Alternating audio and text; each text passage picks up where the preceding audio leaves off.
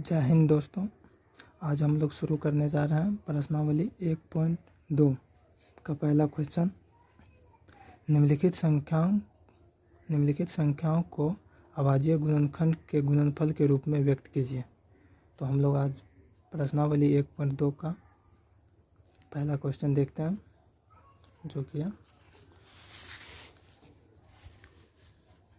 तो पहला क्वेश्चन है हम लोग का 140। इसको गुणनखंड के रूप में व्यक्त करना है।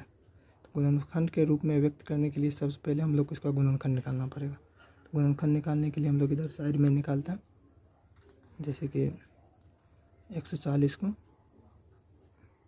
2 से डिवाइड करते हैं तो ये कितना आ जाता है 70। फिर 2 से करते हैं तो ये आ रहा है 35। फिर 2 से डिवाइड करते हैं 7। तो इसको हल करते हैं। 140 का गुणनखंड हो जाएगा 2 गुना 2, सॉरी यहाँ 5 से लगेगा, 2 गुना 2 इंटू 5 गुना 7। इसको अब हम लोग लिख सकते हैं इस तौर पे। जैसे यहाँ पे 2 है तो इसका 2 का स्क्वायर हम लोग लिख सकते हैं। 2 का स्क्वायर गुना 5 गुना 7। अब इसी प्रकार हम लोग देखते हैं एक पहला का दूसरा क्वेश्चन। दूसरा क्वेश्चन है 156 का गुणनखंड करना है। तो इसको हल करता हूँ। 156 का, तो 156 को अगर हम लोग हल करें तो इधर साइड में इसका गुणनखंड निकाल लेते हैं। 56 तो 2 से लगाएं तो 7 8 78। फिर 2 से लगाएं तो 3 9 39। फिर अब 2 से ये नहीं लगेगा, भाग नहीं लगेगा, तो अब हम लोग 3 से लगाते हैं तो 13 3 39। तो इसका गुणनखंड आ गया 2 गुना 2 गुना 3 गुना 13 को हम लिख सकते हैं 2 का स्क्वायर गुना 3 का स्क्वायर 1, 13 का स्क्वायर 1। ये हो गया हमारा आंसर, और इसका आंसर ये हो गया।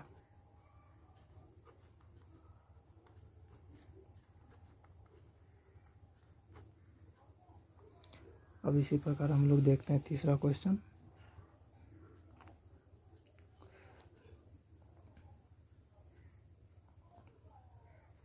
तीसरा क्वेश्चन है 3825।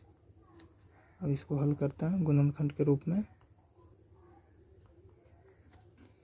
3825 का गुणनखंड करें हम लोग इधर साइड में तो 3825।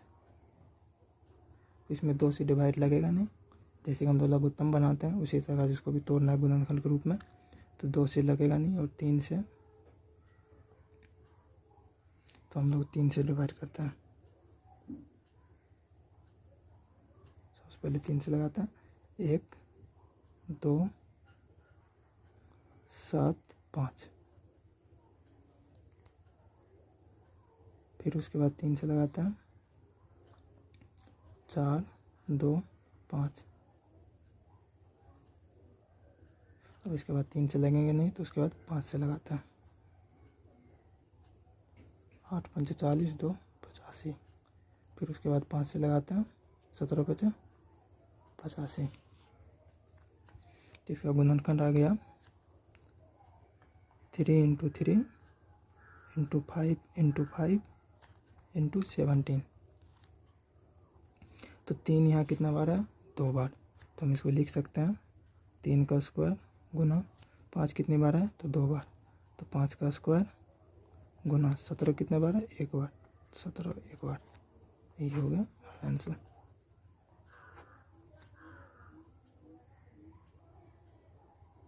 इसी प्रकार का हम लोग देखते हैं चौथा क्वेश्चन, जो कि है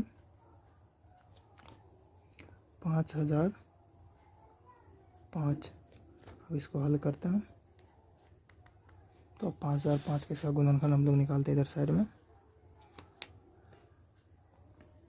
5005, तो ये 2 से डिवाइड होगा नहीं, तो 3 से भी नहीं होगा, तो डायरेक्ट लगाते हैं हम लोग 5 से। तो कितना आ जाएगा, 1 0 0 1। फिर उसके बाद 7 से 1 4 3। फिर उसके बाद लग जाएगा कितना से, 11 से, तो 1 3। तो इसका गुणनखंड कितना निकला है दोस्तों, 5505 का। तो 5 गुना 7 गुना 11 गुना 13, इसमें सब संख्या एक ही बार है, तो इसका आंसर ये हो जाएगा 5 का पावर 1 गुना 7 का गुना पावर 1 गुना 11 का पावर 1 गुना 13 का पावर 1। अब हम लोग देखते हैं दोस्तों चौथा क्वेश्चन देखते हैं हम लोग, जहाँ की पाँचवा क्वेश्चन देखते हैं। पाँचवा क्वेश्चन है 7429। इसको हल करते हैं। तो 7429 का गुणनखंड निकालते हैं। इधर साइड में हम लोग को इसका गुणनखंड निकालते हुए चेक करते हुए चलते हैं।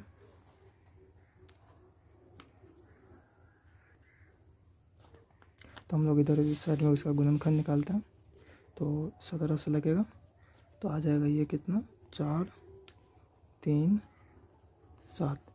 उसके बाद 2 3 से नहीं लगेगा, 4 से भी नहीं लगेगा, और डायरेक्ट हम लोग 19 से लगाते हैं। 19 से लगाएंगे 2 बार में, 5 7 57 3 बार में, तो गुणनखंड निकल गया 17 गुना 19 गुना 23, जिसको हम लोग पावर में लिखते हैं।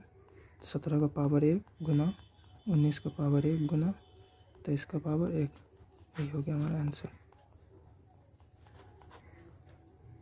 का दूसरा क्वेश्चन, जो कि है पूर्णांक के निम्नलिखित युग्मों का एचसीएफ और एलसीएम ज्ञात कीजिए तथा इसकी जांच कीजिए कि ये दो संख्याओं का गुणनफल एचसीएफ गुना एलसीएम है। तो दोस्तों हम लोग इसको सॉल्व करते हैं। तो हल करते हैं। सबसे पहले ये दोनों का गुणनफल निकालना पड़ेगा। जैसे कि 26 का गुणनखंड होता है, इधर हम लोग साइड में निकाल के चेक कर लेते हैं। 26 का गुणनखंड 2 गुना 13, तो ये हो गया 2 गुना 13, और इसमें घात कितना आ जाएगा, 2 का पावर 1 गुना 13 का पावर 1, और दूसरा है 91। 91 को भी देख लेते हैं। ये हो जाएगा 7 × 3 13, ये हो जाएगा 7 गुना 13 बराबर 7 का पावर 1 गुना 13 का पावर 1। तो अब यहाँ पर हम लोग एचसीएफ निकालते हैं। तो 26 91 का एचसीएफ बराबर, एचसीएफ गुणनखंड में एचसीएफ वो होता है जिसका जो चीज़ दोनों गुणनखंड में सेम हो और घात जिसका सबसे कम हो। तो ये दोनों में कॉमन क्या है दोस्तों, तो 13, और इसका घात सबसे कम कितना है, दोनों का तो सेम ही है, तो 1 ले लेंगे। 13 का घात कितना है, 1 बराबर 13। ये हो गया हमारा एचसीएफ। और उसके बाद क्या निकालना हम लोग को, तो एलसीएम। फिर 26 और 91 का एलसीएम, और एलसीएम निकालने के लिए इसमें सभी संख्याओं का जो कॉमन है उसको छोड़ के बाकी सभी बड़े घात वाले को ले लेते हैं। तो सबसे पहले इसमें क्या है, पहले वाले में देखते हैं 2, इसमें 2 ले लेते हैं। 2 का घात 1 है गुना, उसके बाद 7 जो कि कॉमन नहीं है गुना 13। इसमें 13 दोनों में तो दोनों 13 को नहीं लेके एक ही किसी एक को ही ले सकते हैं। तो एक को ले लिए तो बराबर कितना हो जाएंगे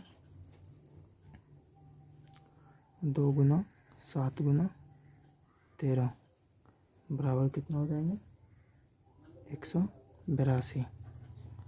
13 7 91 गुना करेंगे तो 182। ये हो गया हमारा LCM। अब उसके बाद क्या बोल रहा है क्वेश्चन में, तथा इसकी जांच कीजिए कि दो संख्या का गुणनफल HCF गुना LCM है। तो अब दोस्तों हम लोग इसको जांच करते हैं। तो जांच कर लेते हैं। जांच करने की क्या बोल रहे हैं, दो संख्याओं का गुणनफल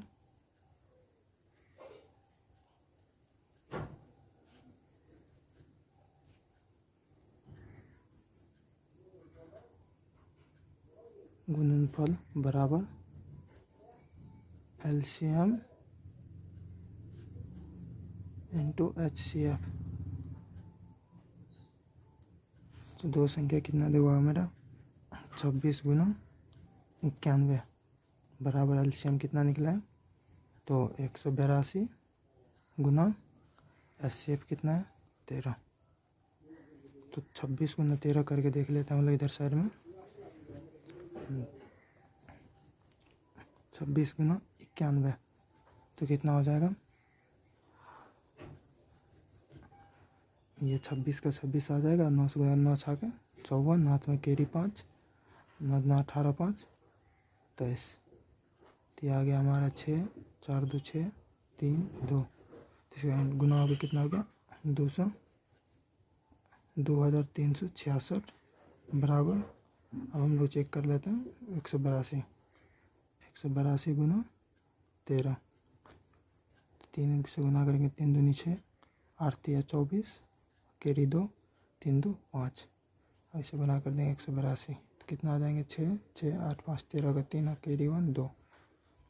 तो कितना आ गया दोस्तों, ये भी सेम आ गया। जब दोनों साइड का सेम आ जाए तो मेरा ये जांच प्रूफ हो गया, प्रूफ हो चुका है कि HCF गुना LCM बराबर दो संख्या का गुणनफल होता है। ये एक फार्मूला भी है, ये एक फार्मूला भी है जो कि हम लोग को आगे काम आने वाला है। दो संख्या का गुणनफल बराबर HCF गुना LCM। तो दोस्तों ये फार्मूला को याद रखना है जो कि आगे काम आने वाला है, और ये हमारा प्रूव हो चुके हैं। तो अब हम लोग बढ़ते हैं अगले क्वेश्चन की ओर।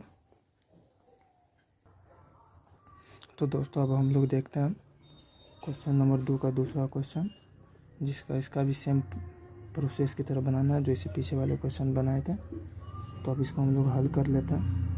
क्वेश्चन में दिया है 510 और 92 का गुणनफल विधि से HCF और LCM निकाल के उसको जांच करना है। तो हम लोग सबसे पहले इसका HCF और LCM निकाल लेते हैं। तो 510 का अगर हम लोग गुणनखंड करें तो कितना आता है, इधर साइड में हम लोग करके चेक कर लेते हैं। सबसे पहले 2 से अगर इसमें डिवाइड करें तो कितना बार में कट जाएगा 2 5 5 255।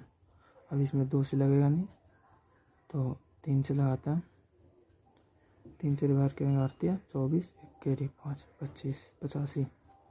फिर उसके बाद फिर 5 से लगाते हैं 17 25 85। हम लोगों को कितना आ गया 2 गुना 3 गुना 5 गुना 17। तो हम लोग इसको ऐसे लिख सकते हैं 2 का घात 1 गुना 3 का घात 1 गुना 5 का घात 1 गुना 17 का घात 1। और दूसरा कितना दिया हुआ हम लोग को दोस्तों 92। तो 92 का भी इसी तरीके से निकाल लेते हैं। 2 से लगाएंगे 4 6 46, फिर 2 से लगाएंगे 23। तब ये डिवाइड होने वाला है नहीं तो हम लोग यहीं छोड़ देते हैं। ये कितना आ जाएंगे 2 गुना 2 गुना 23। तो इसको हम लिख सकते हैं 2 कितनी बार है 2 बार। तो इसको लिख सकते हैं 2 का घात 2 गुना 23। तो 510 और कितना 92, 92 का HCF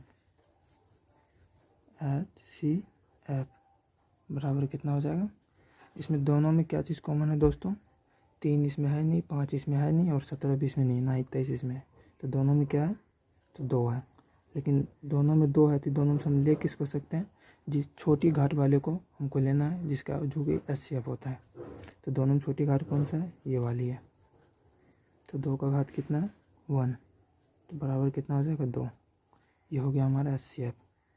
अब देखते हैं एलसीएम निकालने के लिए 210 और 92 का एलसीएम बराबर कितना आ जाएगा। जैसे कि दोनों में कॉमन क्या है, तो 2 है, तो छोटी घात वाले को नहीं, एलसीएम में छोटी घात वाले को नहीं लेता है और बड़ी घात वाले को लेता है। तो बड़ी घात कितना है 2 का स्क्वायर गुना ये वाले 3 लेना है, 3 का घात 1 गुना 5 का घात 1 गुना 17 गुना 23। तो हम लोग इसको गुना कर लेते हैं। तो गुना करने के बाद कितना आएगा, इसको लिख सकते हैं 2 दूनी 4 गुना 3 गुना 5 गुना 17 गुना 23।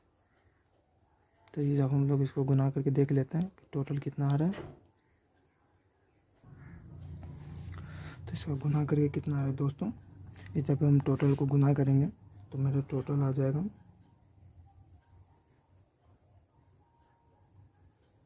23,460। ये टोटल गुना करने के बाद इतना आ रहा है। तब हम लोग को इसको जांच करना है कि ये सही है कि गलत है। तो हम लोग अब जांच कर लेते हैं। जांच करने के लिए कौन सा फार्मूला बताए थे, दो संख्याओं का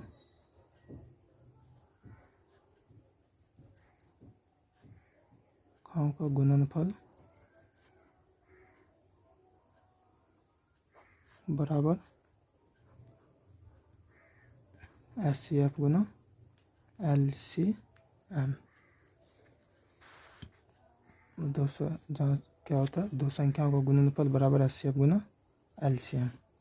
तो दो संख्या मेरा क्या दिया हुआ है 510 गुना 92 बराबर HCF कितना निकला है तो दोस्तों 2 और LCM 23,460।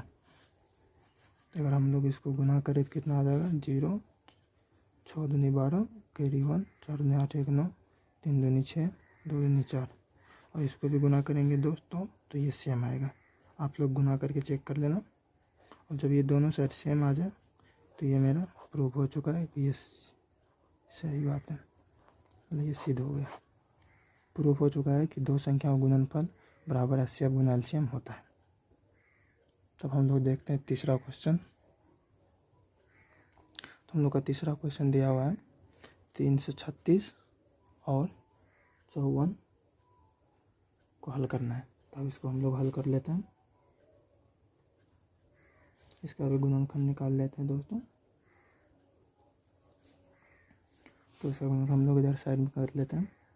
कितना दिया है तो 336, तो कितना से डिवाइड होगा 2 से, तो 1 6 8, फिर कितना डिवाइड होगा 2 से, 2 से डिवाइड करेंगे तो 8 दूनी 16 4 दूनी 8, फिर उसके बाद 2 से डिवाइड करेंगे तो 4 दूनी 8 2 दूनी 4, फिर 2 से डिवाइड करेंगे तो 2 दूनी 4 1, फिर उसके बाद 3 से 7 या 21। तो मेरा कितना आ गया 1 2 3 4 बार 2 दिया, तो 1 2 3 4 गुना और 3 गुना 7, 3 गुना 7। तो दोस्तों हम इसको लिख सकते 2 कितनी बार है 1 2 3 4 बार दिया, तो 2 का पावर 4 गुना 3 कितनी बार है तो 1 बार, तो 3 का पावर 1 गुना 7 कितनी बार 1 बार। जो जितनी बार रहेगा पावर उसका उतना ही होगा घात। इसी तरीके से हम लोग देख लेते हैं कितना का 336 होने के बाद 54 का, तो 54 का कितना हो जाएगा 2 से डिवाइड करेंगे तो 2 दूनी 4 1 केरी 7 14 47, सॉरी 27 हो जाएगा। फिर उसके बाद 2 से नहीं डिवाइड होगा, 3 से, 3 तिया 9 तिया 27, फिर 3 से 3, तो 2 इसमें कितना बार है, 1 बार, गुना 3 कितनी बार है, 3 बार, तो 3 बार हम लिख देंगे। तो 2 कितनी बार है, 1, तो 2 का घात 1 आ जाएगा, गुना 3 कितनी बार है, 1 2 3 बार, तो 3 की घात 3 आ जाएगा। तो हम लोग अब इसका HCF निकाल लेते हैं। तो 336 और 54 का HCF बराबर कितना आ जाएगा दोस्तों। तो अब इसमें इसे करना है कि इस दोनों में कॉमन क्या चीज़ है, 2 इसमें भी है, इसमें भी है, 3 इसमें भी है और दोनों में 3 है। तो सबसे छोटी घात वाले को हमको लेना है। तो 2 इसमें छोटी घात कितना है, 2 का घात 1, तो हम लोग ये ले लेंगे गुना, उसके बाद 3 भी दोनों में है, तो क्या लेना है हम लोग को दोस्तों, तो छोटी घात वाले बोले थे लेना, तो हम लोग भी इसमें छोटी घात लेंगे। ये बड़ी है, 3 पे पावर 3 है, 3 पे पावर 1 है, तो हम लोग ये ले लेंगे 3 पे पावर 1। तो कितना आ जाएगा, 2 गुना 3 बराबर 6। अब हम लोग इसका LCM निकाल लेते हैं। 336 और 54 का LCM बराबर कितना आ जाएगा। तो जो दो संख्या इसमें ले चुके हैं HCF में, वो दोनों को LCM में नहीं लेना है। तो HCF में अब हम ले चुके हैं ना, तो उसको LCM में दोबारा नहीं लेना पड़ता है। तो इसमें दोनों में क्या है, दोनों में आ रहा है, तो बड़ी घात वाले को लेना है। 2 का घात 4 और इसमें फिर 3 आ रहा है, गुना 3 का घात 3 गुना, फिर बच रहा है 7, ये 7 को भी लेना पड़ेगा, 7 का घात 1। 2 का घात 4 कितना होता है, 2 को हम 4 बार लिख सकते हैं, तो इसका हो जाएगा 2 दूनी 4, 4 दूनी 8, दूनी 16। तो ये हो जाए 2 घात 4 कितना होता है, 16, गुना 3 का घात 3 कितना होता है, तो 27, गुना 7 का घात 1, तो 7। अब इसको गुना करके देख लेते हैं कितना होता है। पहले हम लोग इसको गुना कर लेते हैं। 7 7 49 केरी 4, 7 दूनी 14, 4 18, उसके बाद फिर 16 से गुना कर लेते हैं। तो 9 6 के 54, 4 हाथ में केरी 5, 8 6 का 48, 5 53, हाथ में केरी 5, 6 5 11, 1 से गुना करेंगे तो सेम आ जाएगा। तो कितना हो गया, 4 8 3 12, 8 1 9 10 का 0, 2 1 3। तो मेरा LCM कितना आ गया, 30 24। ये हो गया हमारा LCM। तब इसको हम लोग जांच कर लेते हैं। तो जांच कर रहे हैं। जांच करने के लिए क्या बताया था फार्मूला, 2 संख्याओं का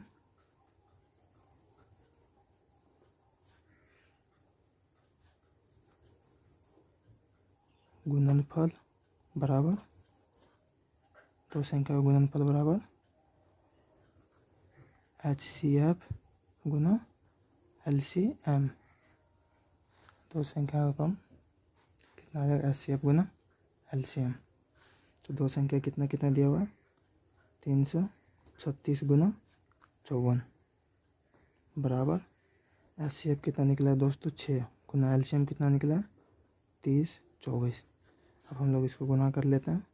6 चौका 24 का 4 केरी 2, 6 12 2 14 केरी 1, 0 गुना 6 करेंगे तो 0, केरी 1 बचा तो 1, 6 गुना 3 करेंगे तो 18।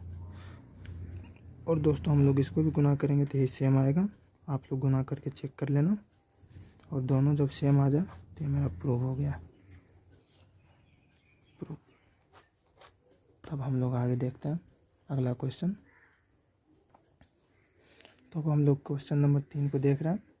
तीसरा क्वेश्चन हम लोग का दिया हुआ है, आभाज्य गुणनखंड विधि द्वारा निम्नलिखित पूर्णांकों के HCF और LCM ज्ञात कीजिए।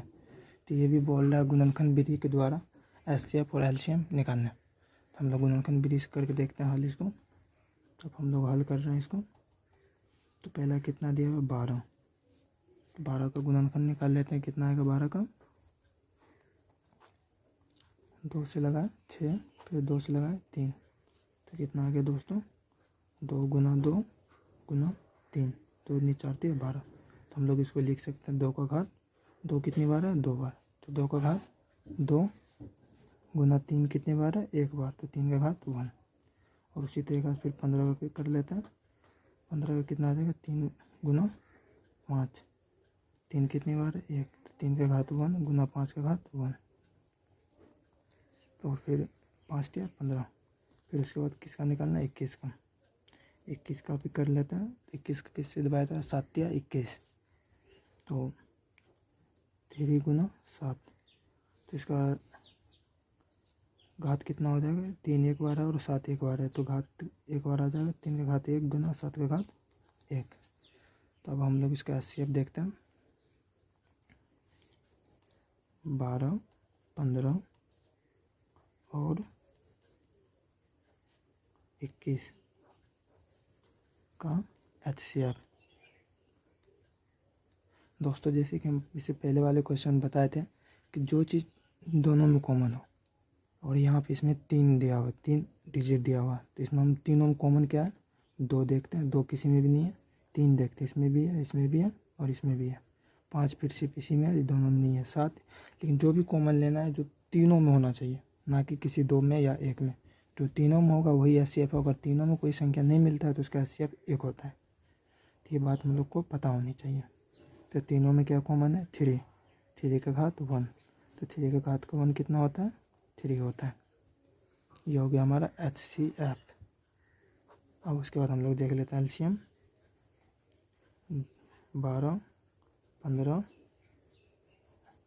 और 21 का एलसीएम। तो एलसीएम बराबर क्या आ जाएगा, जो तीनों में उसको कॉमन जो लिए थे उसको छोड़ के बाकी सभी संख्याओं को लिख देनी है। तो कितना आ जाएगा, 2 का घात गुना और कितनी है, 3। 3 के घात 1। किसी एक को ही लेना है जो तीनों में कॉमन हो, और वो भी बड़ी संख्या जिसकी घात बड़ी हो। तो तीनों कॉमन है तो सबसे बड़ी घात तीनों का सेम है, तो किसी एक को ले लेंगे। उसके बाद कितना आ रहा है, गुना 5 का घात 1 गुना 7 का घात 1। तो हम लोग इसको गुना करके चेक कर लेते हैं। 2 का घात 2, 2 का स्क्वायर कितना होता है, 4 गुना 3 का घात 1 3 गुना 5 गुना 7 का घात 1 7। तो कितना हो जाएगा दोस्तों, 21 गुना 42। 5 दिया 15, 15 चौका 60, 7 छक्का 42, तो 420 हो गया हमारा एलसीएम। ये होगा हमारा आंसर। एचसीएफ 3 और एलसीएम 420। अब हम लोग इसी तरीके से देख लेते हैं। तो हम लोग को दूसरा क्वेश्चन दिया हुआ है, कितना दोस्तों, 17, 23 और 29। तो हम लोग अब इसको हल करते हैं। सबसे पहले 17 को हल कर लेते हैं। 17 का गुणनखंड कितना निकलेगा दोस्तों, ये संख्या किसी से भी डिवाइड नहीं होता तो 1 से डिवाइड होगा, तो इसको हम लिख सकते हैं 1 गुना 17। फिर उसी तरीका से 23, ये भी किसी भी संख्या से डिवाइड नहीं होता है तो इसको 1 गुना 23। फिर 29, 29 को भी सेम लिख सकते हैं 1 गुना 29। तो अभी इस तीनों में हम लोग अब इसका एचसीएफ निकाल के चेक करते हैं। 17, 23, 29 का एचसीएफ।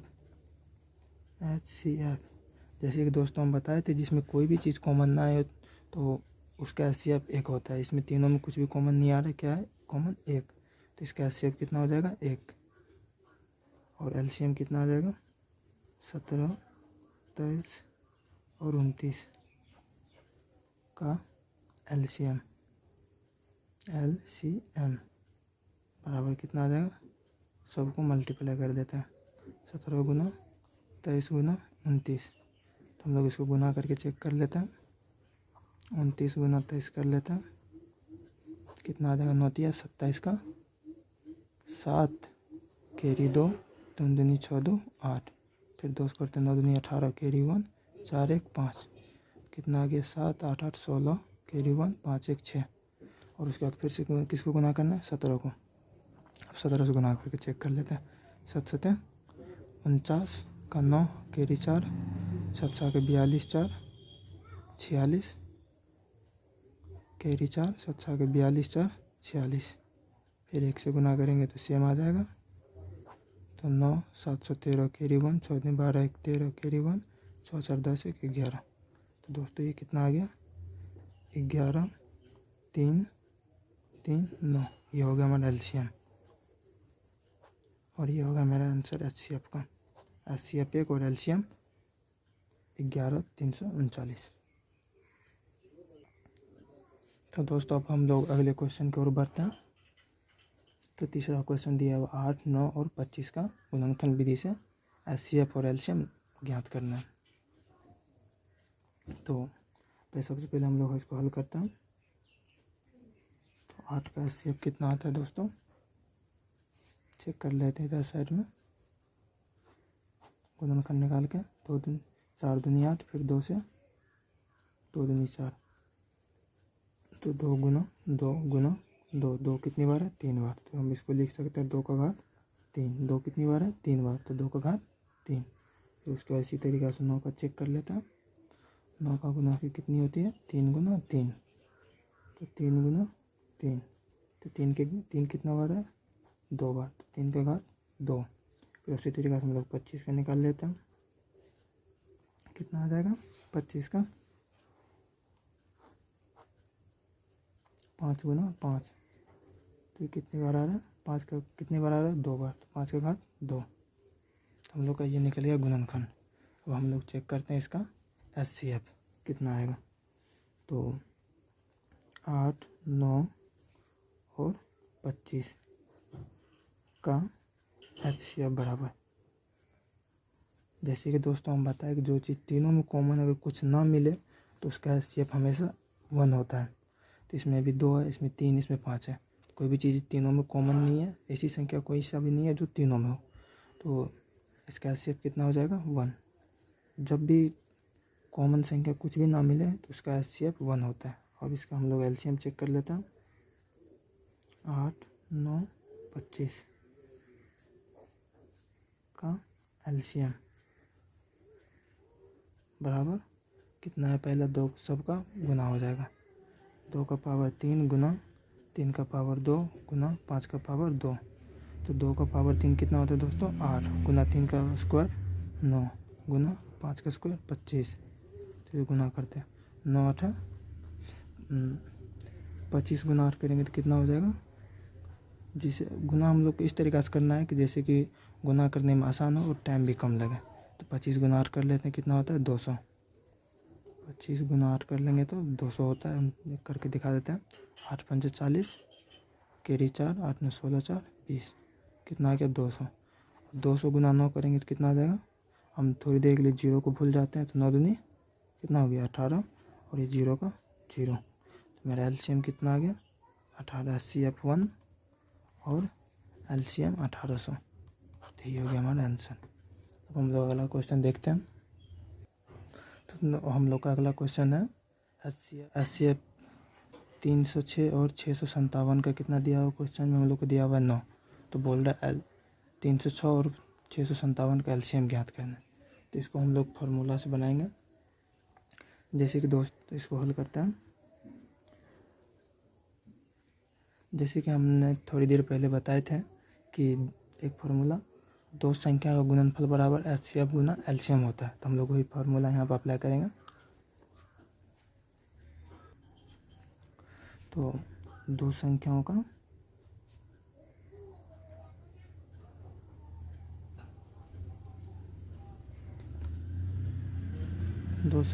गुणनफल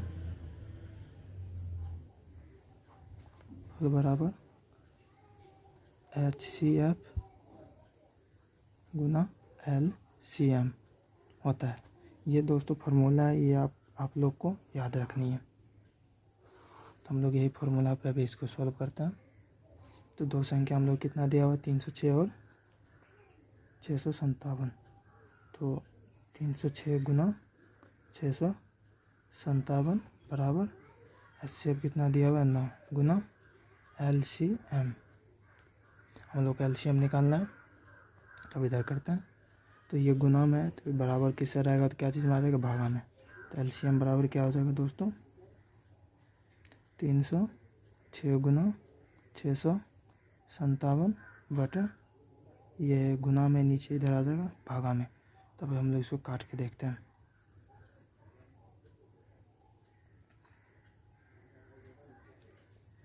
तब हम लोग इसको डिवाइड कर लेते हैं। 9 से इसको डिवाइड करते हैं डायरेक्ट, तो 9 तिया 27, 3 बार में, फिर कैरी कितना बचा 3, 3 पे 6 36, 4 बार में 36। तो हम लोग इधर साइड में करके दिखा देते हैं। 34 बार में पूरा डिवाइड हो जाता है। 9 से डिवाइड करते हैं 3 बार में, 27, 3 6 4 बार में, 9 चौका 36। तो 34 बार में पूरी तरीके से डिवाइड हो जाता है। तब हम लोग को इसको गुना कर लेना है। तो कितना आ जाएगा 34 गुना 657। तो हम लोग इधर गुना करके साइड में चेक कर लेते हैं। 657 गुना 34, 7 चौका 28, कैरी 2, 20 2 22, कैरी 2, 24 2 26, फिर 9 तिया 9 सॉरी 7 तिया 21, कैरी 2, 15 2 17, कैरी 1 18 19। तो 8 2 1 3, 713, कैरी 1, 9 2 11 1 12, कैरी 1 2। तो कितना आ गया दोस्तों 22 33 8।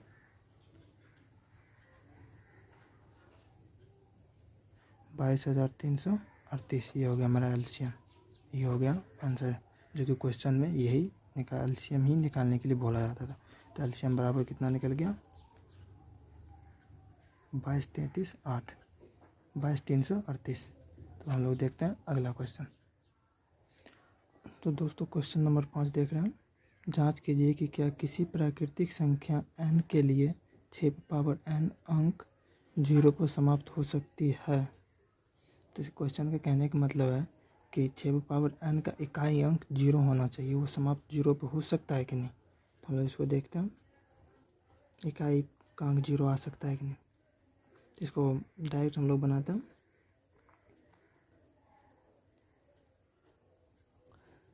यदि 6 पावर n, यहाँ लिख सकते हैं, जहाँ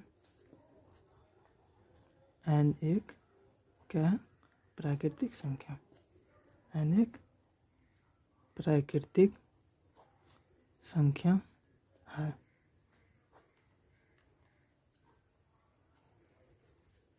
तो यदि 6 पावर n का मान एक ऐसी संख्या है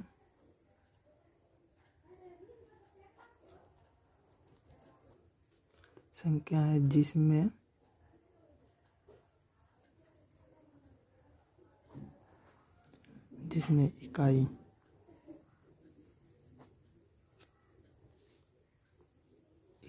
का अंक क्या है, तो शून्य है।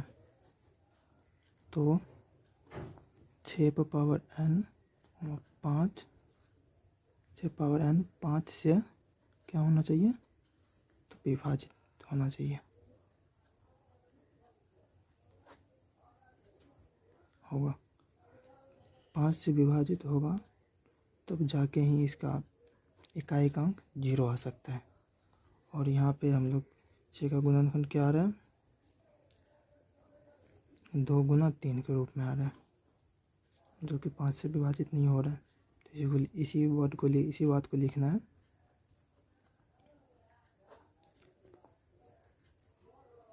जिसका हास्य है कि 6 पावर n के अभाज्य गुणनखंड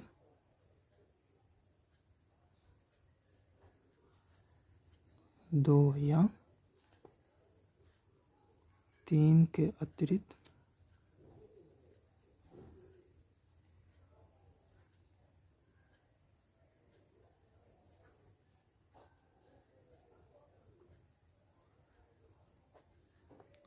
कोई अन्य अभाज्य गुणनखंड नहीं है। अभाज्य गुणनखंड नहीं है।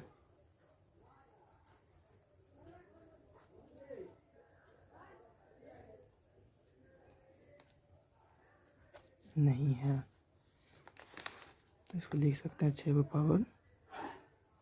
पावर n का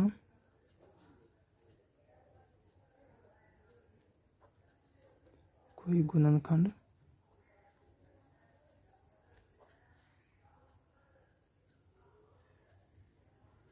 पाँच नहीं हो सकता है।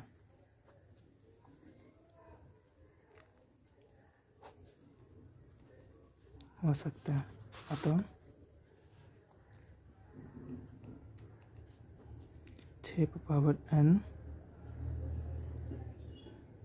का इकाई अंक 0 पर समाप्त नहीं हो सकता है। और n 6 पावर n का अंक 0 पर समाप्त तभी हो सकता था जब इसका गुणनखंड 5 से विभाजित हो सकता था।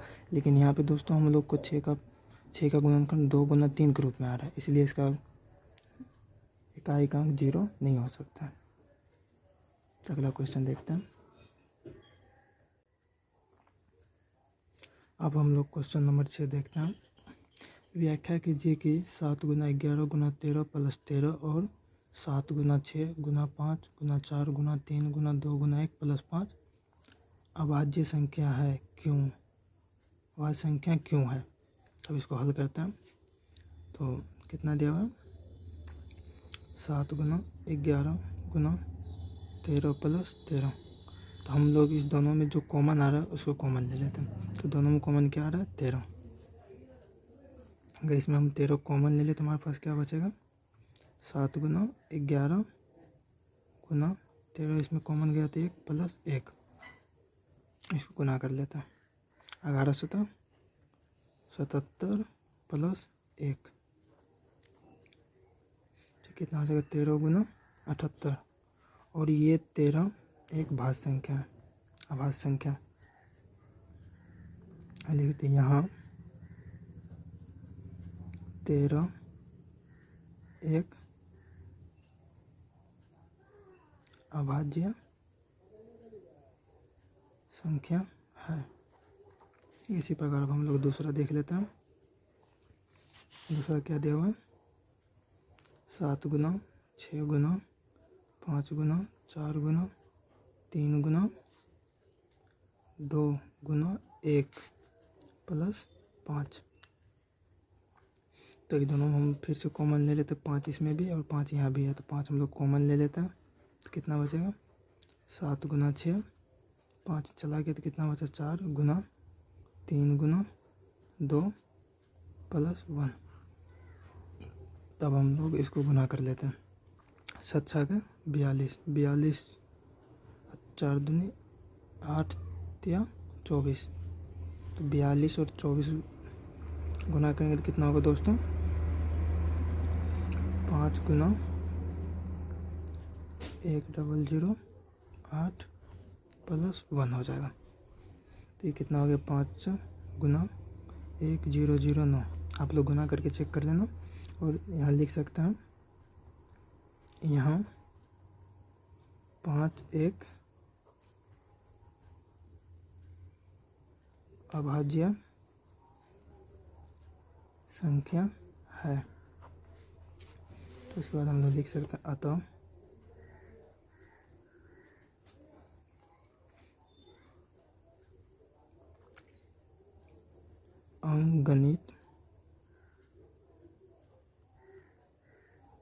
अंकगणित की आधारभूत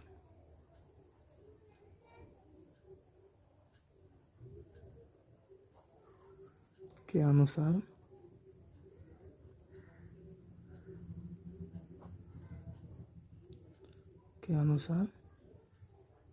ये भाज्य संख्या है,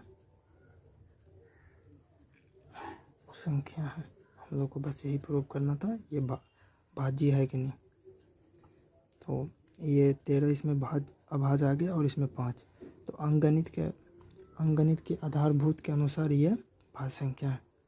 बस यही प्रूव करना था हम लोग को।